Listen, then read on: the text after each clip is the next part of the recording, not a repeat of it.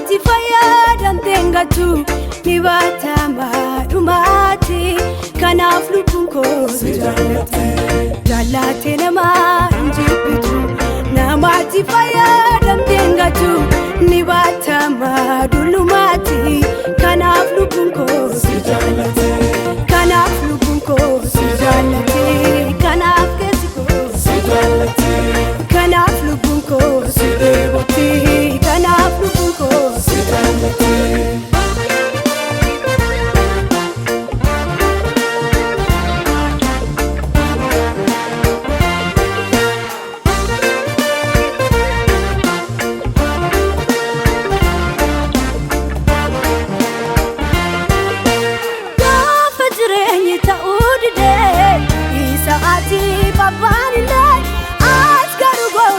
Kasmiti jalali keessa madumati gaafa jireenyi ta'uu didee isaati babbaanile as garuu goofta akkasmiti gargaarsi keessa madumati. Dallagtee namaa hin jibbitu namaatti fayyadamteen galchu ni baatama dhumaatti. Kanaaf lubbuun koo si jaallate. Jaallate namaa hin jibbitu namatti fayyadamteen galchu ni baatama dhulumaatti.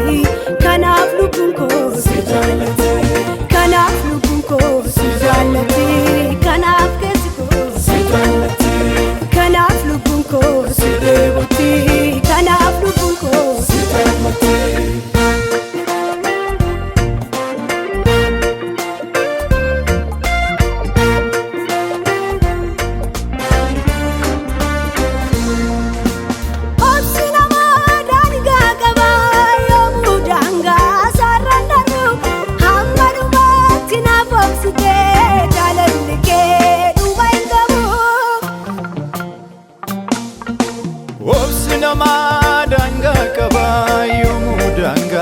Sarrenderu hammadumaatti naaf obsitee jaalalli kee dhumangu.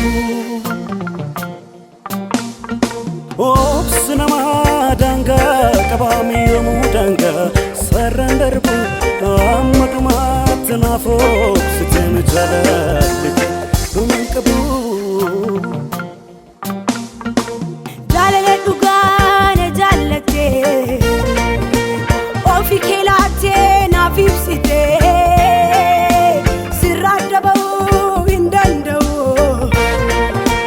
Homtuu amma kee naaf hin gahu. Garaan koo si jaallatti keessi koo si jajatti. Garaan koo si jaallatti keessi koo si jajatti.